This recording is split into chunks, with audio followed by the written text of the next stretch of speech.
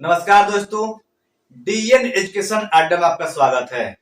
आइए फिजिक्स से एक बहुत ही महत्वपूर्ण चैप्टर जिसका नाम है साउंड। जिसका नाम है क्या? साउंड, ध्वनि। तो इससे जितना भी महत्वपूर्ण सिलेक्टेड प्रश्न बनेंगे एग्जाम की दृष्टि से सबको समावेशित किया गया है। तो आइए फिर जानते हैं साउंड या ध्वनि क्या है। देखिए, ध्वनि एक ऊर्जा का रूप है। ध्वनि एक ऊर्जा का रूप है जो हमें किसी भी आवाज को हमारे कान तक लाने में का सहायता प्रदान करती है। फिर से एक बार सुनेंगे। ध्वनि एक ऊर्जा का रूप है जो हमें किसी भी आवाज को काने तक लाने में, कानों तक यानी एयर तक लाने में सहायता प्रदान करती है।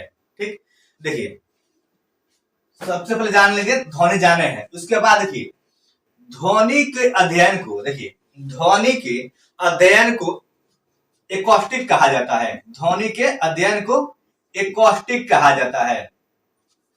ध्वनि के अध्ययन को एकॉस्टिक कहा जाता है। ठीक, देखिए ध्वनि के अध्ययन को क्या कहा जाता है? एकॉस्टिक कहा जाता है। और ध्वनि के चलने के लिए माध्यम की आवश्यकता पड़ती है। क्या?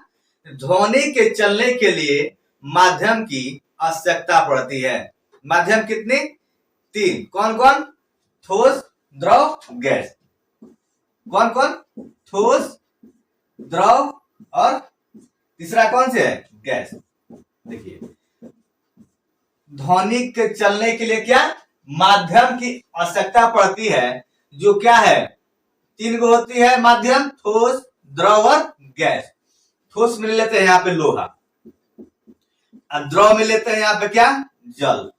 यहाँ पर गैस गैस ही है। देखिए लोहा में ध्वनि की चाल, लोहा में ध्वनि की चाल 5130 मीटर प्रति सेकेंड, यानी ठोस में कहा जाए ध्वनि की चाल कितनी होती है? तो 5130 मीटर प्रति सेकेंड। अगर यही जल में कहा जाए, जल में कहा जाए तो 1483 मीटर प्रति सेकेंड। देखिए इस ठोस में यानी लोहा में कितने? 5130 मीटर प्रति सेकेंड। द्रव में कहा जाए यानी जल में कितना है? 1483 मीटर प्रति सेकेंड। अगर गैस में कहा जाए तो गैस में कहा जाए तो देखिए गैस में कहते हैं 332 मीटर प्रति सेकेंड। लेकिन ये लैपलास एक वैज्ञानिक थे, लैपलास वैज्ञानिक ने ये बताए थे कि कितनी होती है गैस में, हवा में ध्वनि की चाल कितनी होती है? 332 मीटर प्रति सेकंड। लेकिन सर आइजैक न्यूटन महोदय ने बताए थे कि लगभग कितना? 280 मीटर प्रति सेकंड। इस पॉइंट थोड़ा ध्यान देंगे।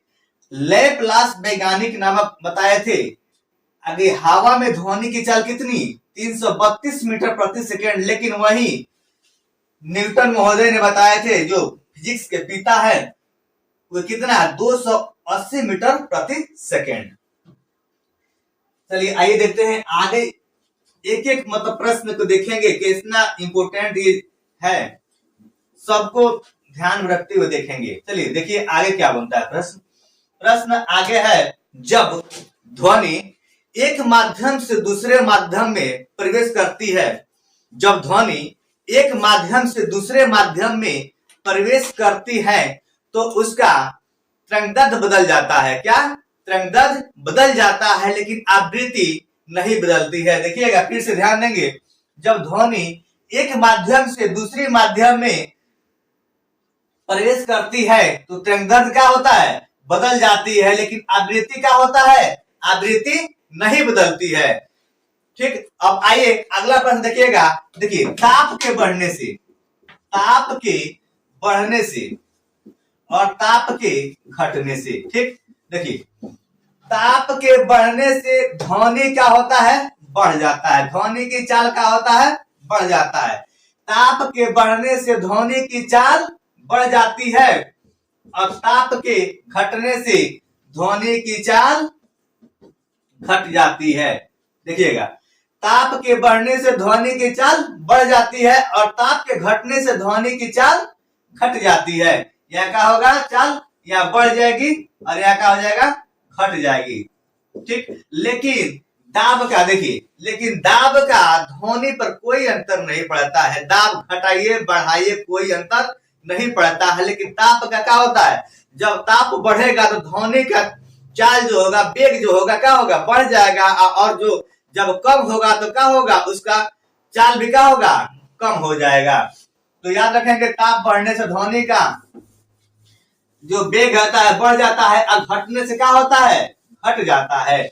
अगला प्रश्न देखिएगा, देखिए 1 डिग्री सेल्सियस यानी 1 डिग्री सेल्सियस टेम्परेचर तापमान बढ़ता है, 1 डिग्री सेल्सियस तापमान बढ़ता है, तो देखेंगे ध्वनि का वेग 0.61 मीटर प्रति सेकेंड बढ़ जाता है। क्या होता है, 1 डिग्री सेल्सियस तापमान जब बढ़ता है तो ध्वनि का वेग 0.61 मीटर का होता है, बढ़ जाता है। देखिएगा ये 1 मीटर जब भी मतलब कि बढ़ा, ठीक, 1 डिग्री सेंटीग्रेड जब तापमान बढ़ेगा तो 0.61 मीटर प्रति सेकंड का होगा, तापमान बढ़ जाएगा। अगला देखिएगा आर्द्रता, आर्द्रता, आर्द्रता जलवाष्प, आर्द्रता जलवाष्प नमी।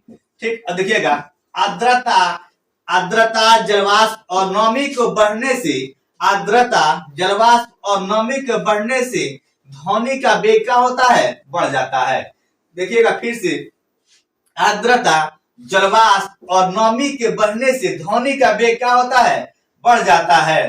ध्वनि का वेग क्या होता है, बढ़ जाता है। अब देखिएगा अगर कोई व्यक्ति का आवाज या कोई मतलब की आवाज, कोई शोरगुल हमारे देखिए कानों तक मतलब आता है ना, तो 1/10 सेकेंड, 1/10 सेकेंड तक क्या होता है, वो याद रहता है। क्या होता है, 1/10 सेकेंड तक क्या होता है, याद मतलब रहता है। अभी मतलब बोले हैं तो क्या होता है, 1/10 सेकेंड तक हमारे कानों तक वह आवाज गूंजते रहता है। जैसे में मान लीजिए कोई टीचर है, क्लास में पढ़ा रहे हैं, कोई टीचर है क्या कर क्लास में पढ़ा रहे थे, 1 यानी सेकेंड के 10वां भाग तक क्या होता है, कान तक ये आवाज गूंजता रहता है।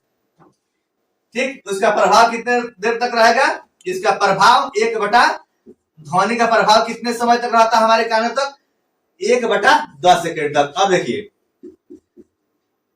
अब देखिएगा अगला प्रतिध्वनि, प्रतिध्वनि सुनने के लिए, ये देखिएगा प्रतिध्वनि, प्रतिध्वनि सुनने के लिए, प्रतिध्वनि सुनने के लिए श्रोता और सुनने के लिए देखिएगा प्रतिध्वनि सुनने के लिए 16.6 मीटर, या इसको कह देते हैं 17 मीटर, या कहें 56 फीट। कितना, 56 फीट। देखिएगा इसको थोड़ा ध्यान से, प्रतिध्वनि सुनने के लिए 16.6 मीटर या 17 मीटर।